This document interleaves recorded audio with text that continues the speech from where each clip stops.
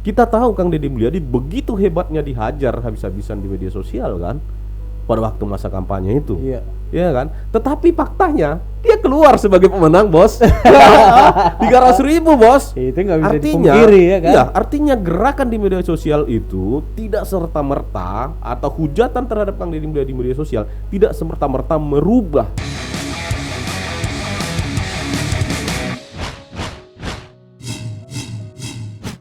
Selamat datang kembali teman-teman di channel Satrio Bushido Library. Hari ini kita mau berbincang dengan Bang Iqbal kembali seputar Kang Deddy Mulyadi. Iya. Ya kan? Nah, tetapi sebelum kita bahas dulu, saya mau sampaikan kepada kalian ada di dua buku di sini. Itu buku karangan Kang Deddy Mulyadi. Yang pertama, Mengayuh Negeri dengan Cinta. Ini pantas Anda baca, ya kan? Keren. Yang kedua, yang kedua, Orang Sunda Juga Bisa. Begini cara nunjukkannya. Orang Sunda Juga Bisa. Nah, menurut saya buku ini penting untuk dibaca oleh teman-teman khususnya generasi muda Sunda. Oke? Nah, saya taruh sini lagi. Oke, Bang. Ya. Hari ini kita mau ngobrol tentang fenomena ya. Apakah ini fenomena? Apakah ini memang karena efek dari gerakan dan kinerja? Saya ya masih antara ya dan tidak. Makanya saya pengen diskusikan sama Abang. Ya. Tadi saya baca berita di Tempo dan di Jabar dan di Tribun Jabar bahwa Kang Deddy Mulyadi memperoleh suara terbanyak secara nasional. Artinya dari satu dapil, yaitu dapil 7 Jawa Barat, hanya 3 kabupaten kota atau 3 kabupaten, yaitu Karawang, Purwakarta, dan Bekasi, Kabupaten Bekasi, memperoleh suara rata-rata di atas 100.000 per kabupaten. Ya. Dari angka yang muncul tuh kan dari di berita 355.000 ya. 300 kurang lebih di angka situ. Artinya dengan angka segitu Kang Deddy Mulyadi saat ini memimpin sebagai calon anggota legislatif terbesar suaranya se-Indonesia. Dan luar biasanya lagi mengalahkan beberapa tokoh nasional yang nyalon juga sebagai caleg. Ya. Ada yang di pemilu lalu mereka sudah masuk di papan atas perolehan suara terbanyak ya, gitu. ada Puan, ada Ibas, dan beberapa tokoh-tokoh lain tuh bisa saat ini posisinya kalah dibikin sama Kang Deddy Mulyadi. Yang menariknya lagi, Kang Deddy Mulyadi unggul di dapil neraka. Iya, kalau dilihat dari calon-calon atau kompetitor dari partai lain, menurut saya itu ya betul sebutan Abang tuh dapil neraka. Ya. Dari PDIP ada Rike yang pesohor juga ya. Ada Rike Pitaloka atau yang sering dikenal dengan Oneng. Kemudian ada Presiden PKS Ahmad Saiku yang juga pernah jadi calon wakil gubernur Jawa Barat di 2018 lalu. Kemudian ada Farel Bravesta pokoknya gitulah. Saan Mustafa. Nah, menurut saya ini perlu dicatat bahwa memang itu sudah dapil dia sebelumnya ya. Betul. Waktu masih di Golkar, waktu masih anggota DPR RI dari Golkar. Tetapi saya mau lihat hal ini sebagai potensi di peluang yang lain di Jawa Barat. Nah, yang saya maksud di situ adalah Kang Deddy Mulyadi tidak lagi hanya dipandang sebagai caleg yang kuat di satu dapil atau di 3 kabupaten kota, atau tidak bisa lagi dilihat hanya sebagai tokoh mantan Bupati Purwakarta. Levelnya udah harus naik. Dan ya kalau kita lihat ya dari perolehan suara itu ya, menurut saya kalau menariknya kalau kita lihat dari perolehan suara itu dengan rata-rata di kabupaten kota, di 3 kabupaten kota itu rata-rata di atas 100.000 ya. Kalau misalkan kita kalikan, atau kalau misalkan itu pondasi suara itu menjadi dukungan rata-rata di seluruh kabupaten kota se-Jawa Barat, maka saya kira itu potensi yang sangat besar. Artinya saat ini kalau misalkan Kang Deddy Mulyadi sudah ditetapkan sebagai calon gubernur, ya kan, mendapatkan mandat misalnya dari Partai Gerindra, Kang Deddy sudah menang star nih. Ya kan, seperti itu kira-kira posisinya. Mau siapapun nanti lawannya ketika di Cagup nanti di calon gubernur nanti, mau RK, mau tokoh-tokoh lain yang muncul nantinya, artinya kalau mereka ini startnya kan dari nol. Sementara Kang Deddy Mulyadi sudah punya modal dari 3 dapil ini, ya kan. Kemudian ditambah yang lain-lain. Dari kemarin Kang Deddy juga kan melakukan beberapa aksi-aksi seperti melakukan safari cinta gitu kan. di beberapa kabupaten kota, dan itu sangat efektif dalam hal meraih suara ataupun meraih simpatik dari masyarakat Jabar saat ini nih. Iya, gerakan itu menurut saya sangat terukur ya. Iya. Sangat terukur dalam arti saya juga pernah mengikuti ada 3 kali atau 4 kali kalau nggak salah saya mengikuti acara Safari Cinta itu. Iya.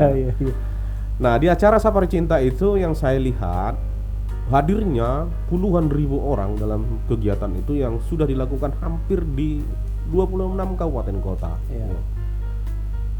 Kehadiran mereka itu adalah kehadiran spontan aja, Betul. alamiah gitu. Nggak ada mobilisasi struktural, misalkan 2 orang dibayar untuk datang gitu. Nggak begitu. Jadi gerakannya itu semacam gerakan kebudayaan.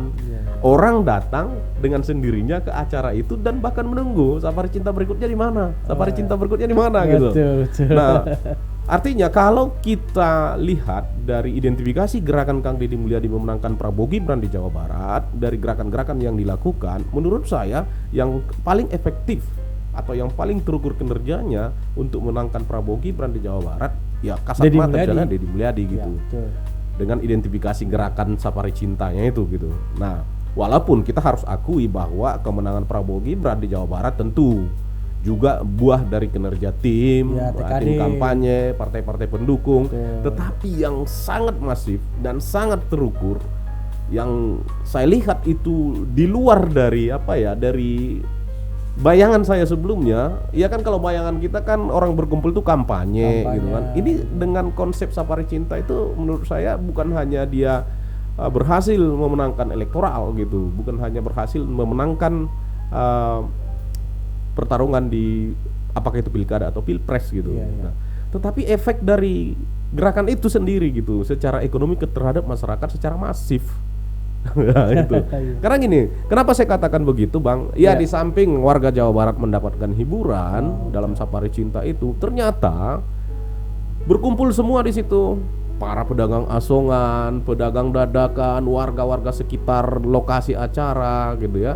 Pengelola parkir berkumpul semua situ dan memutar roda ekonomi, Bang.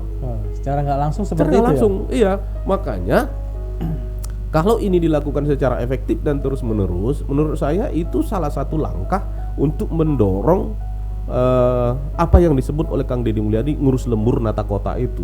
Jadi menggerakkan ekonomi masyarakat dari bawah, menggerakkan peluang-peluang itu untuk UMKM itu tumbuh di masyarakat desa dari gerakan-gerakan kebudayaan seperti ini gitu. Jadi dapat semua.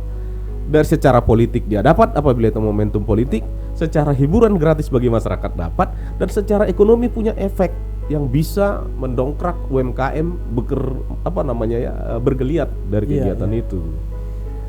Nah, ngelihat situasi ini ya, situasi Kang Deddy saat ini sebagai peraih suara nomor 1 anggota legislatif dengan dihacknya Facebook dia saat ini, berpengaruh nggak nih kira-kira?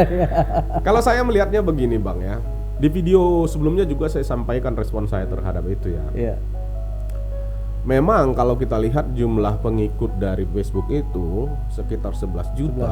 Itu menjadi ancaman bagi kompetitor. Betul. Apabila itu terkonsolidasikan, terkomunikasikan dengan baik semua program-program dan kegiatan-kegiatan Kang Deddy Mulyadi, ya kan?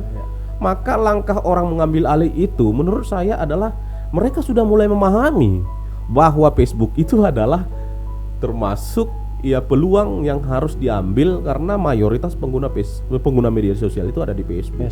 Itu satu. Terus yang kedua, mereka mengambil itu adalah untuk merusak atau mencoba membangun persepsi negatif atau stigma negatif terhadap Kang Deddy Mulyadi lewat Facebooknya sendiri gitu kan. Nah, tetapi yang menarik, Bang, menurut saya ini kan sebenarnya sudah diketahui oleh Kang Deddy Mulyadi cukup lama. Betul. Iya kan? Dan sudah disampaikan klarifikasi di media sosial dan di media massa. Iya kan? Nah, tetapi kenapa tidak teman-teman juga bertanya kepada saya, kenapa ini nggak diambil alih? Atau kenapa ini nggak diselesaikan? Saya juga di awal-awal berpikir demikian gitu. Ternyata setelah saya pelajari, ini langkah cerdas Kang Deddy Mulyadi. Kenapa saya bilang langkah cerdas? Dia membiarkan itu agar ketahuan siapa nih gitu ya kan? Memang mencoba menyusup nih kan gitu ya, yang mencoba memporak-porandakan jaringan fans dia di media sosial. Ternyata memang efektif dengan cara itu. Kan akhirnya kan ketahuan arah postingan itu, siapa aja yang diposting di situ, informasi apa yang diposting di situ oleh admin yang ngambil alih ini kelihatan. Jadi arah dari mereka itu apa yang dinongolin sehingga memunculkan oh ini blog sono, ini blog sono gitu. Nah, itu menarik bang. Betul. Dan sekarang udah mulai muncul juga di media massa ya kan, udah mulai deklarasi bahwa isi RK saat ini digadang-gadang sebagai naik lagi untuk gubernur Jabar. Tapi it's okay lah, nggak apa-apa. Memang harus ada musuhnya, harus ada kompetitornya ya. Ya kita bukan bermaksud sombong, bukan bermaksud ya jumawa. Tetapi yang saya lihat ada kelebihan Kang Deddy Mulyadi dibanding RK. Ya. Ini pandangan saya ya. Kalau misalkan RK dianggap petahana atau pernah berkuasa, dia sebenarnya mensyaratkan banyak kritik di masyarakat. Termasuk di akhir jabatannya kan banyak spanduk-spanduk yang memprotes apa sih kinerja RK terhadap infrastruktur seperti di Garut misalkan, di Sukabumi, banyak kan jalan, masalah jalan macam-macam ya yang muncul pada saat itu. Artinya itu kan respon ketidakpuasan. Iya kan? Nah, kemudian kalau misalkan mengandalkan Instagram segala macam, menurut saya RK itu nggak mendominasi atau pengikut RK itu nggak didominasi oleh warga Jawa Barat. Karena dia memang ya makin leading di media sosial karena kan ikut aksi lato-lato, iya kan? Ikut aksi dulu bonge itu. Jalan street apa tuh? Cimanggi Street ya? Apa namanya itu pasti?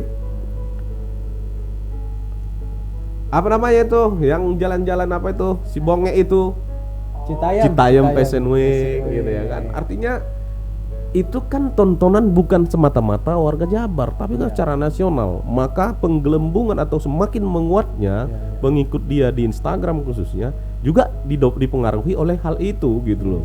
Menjadikan perhatian seluruh masyarakat Indonesia pada waktu itu, sehingga yang mengikuti dia di media sosial menurut saya tidak spesifik warga Jawa Barat atau tidak didominasi warga Jawa Barat gitu. Nah, makanya kalau diperhadapkan dengan Kang Deddy Mulyadi, menurut saya lebih banyak warga Jawa Baratnya pengikut dia di media sosial. Kenapa? Bahasa sehari-hari yang selalu dia gunakan ya kan. Kita aja kadang-kadang bingung ngomong apa nih Bapak gitu kan. Sunda banget tuh. Jadi sehingga ya memang orang yang masuk atau yang mengikuti beliau itu memang banyak ya warga Jawa Barat. Warga Jawa Barat. Ya memang kalau memang boleh dikasih saran buat Kang Emil, udah jadi cokong nasional aja gitu ya. Timbang harus bertarung di Jawa Barat, tapi nggak apa-apa, itu pilihan dia gitu kan.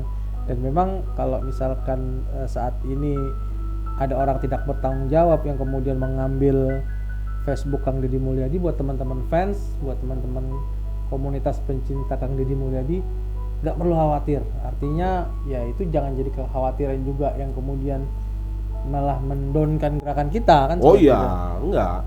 Karena apa? Kenapa? Kita beralasan untuk menyatakan bahwa alah biar kamu kuasai itu, terserah kamu mau bikin apa di situ, kami nggak khawatir akan ada perubahan sikap dari pendukung atau pengikut Kang Deddy Mulyadi. Kenapa?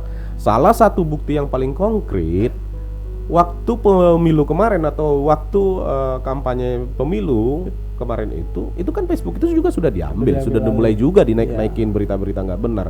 Terus yang kedua, kita tahu Kang Deddy Mulyadi begitu hebatnya dihajar habis-habisan di media sosial kan pada waktu masa kampanye itu. Iya kan? Tetapi faktanya dia keluar sebagai pemenang, Bos. 300.000, Bos. Itu nggak bisa dipungkiri ya kan? Iya, artinya gerakan di media sosial itu tidak serta-merta atau hujatan terhadap Kang Deddy Mulyadi di media sosial tidak serta-merta merubah kecintaan masyarakat di bawah atau kecintaan masyarakat di dunia nyata. Tidak merubah arah angin, Bos. Enggak merubah arah angin, Bos. Ya kan? Jadi ya santai aja. Meskipun memang kita harus melawan argumen itu. Betul. Bahwa apapun yang disampaikan terhadap Kang Deddy Mulyadi di akun atas nama dia itu, sebisa mungkin ya kita lawan argumentasi itu. Teman-teman bisa mengklarifikasi kepada masyarakat, tetangga, dan juga komunitas-komunitas lain yang kemudian mungkin ada juga yang kemudian hilang kepercayaannya, kemudian merasa ini bener nggak Kang Deddy seperti itu. Jadi tugas kita lah untuk mengklarifikasi, menjelaskan bahwa memang akun Facebooknya dihack kan seperti itu. Itu Bang, makanya menurut saya ya sangat beralasan kalau kita menyatakan bahwa ya siapapun kompetitornya apabila nih sudah dipastikan Kang Deddy Mulyadi maju di Pilkada Jabar, tidak ada kekhawatiran. Jangan khawatir. Jangan khawatir. Jangan mundur sama sekali. Iya. Ini pemimpin masa depan dari Jawa Barat nih, Bos. Iya. Ya kan? Jangan tanggung-tanggung. Jangan tanggung-tanggung. 2029 calon presiden itu wakil presiden. Iya kan? Ya, impian itu harus kita bangun. Iya. Optimisme itu harus kita bangun. Karena prasyarat itu memungkinkan. Iya. Iya kan? Apalagi tangga dia menjadi gubernur yang terpenuhi dengan semua kinerja yang dilakukan, dengan semua yang terabaikan selama ini, desa-desa nggak terurus ini, dia rubah, dia terapkan konsep dia ngurus lembur nata kota itu dan berjalan efektif, dengan semua gerakan yang sudah dia buat di luar dari gerakan pemerintahan atau di luar dari anggaran negara atau anggaran pemerintah, saya kira, wah itu menjadi role model secara nasional pemimpin Indonesia. Jadi itu barang kalau Jadi itu barang, ya kan? Iya. Mungkin itu Bang, kalau Oke. kita bicara tentang suara Kang Deddy Mulyadi, peluangnya di Jawa Barat dan dihujat di media sosial, tapi dia keluar sebagai pemenang. Iya. Oke teman-teman, sudah menyimak mungkin ya apa yang kita tadi diskusikan. Kalau teman-teman ada mungkin hal juga yang masih mengganjal di dalam hati dan pikiran, silahkan tulis di komen Satrio Bushido Library. Kita open untuk diskusi, untuk sama-sama menambah ilmu dan juga sama-sama mencari solusi. Intinya kami tetap dukung KDM untuk Jabar 1. Terima kasih teman-teman. Salam dari kami. Cheers.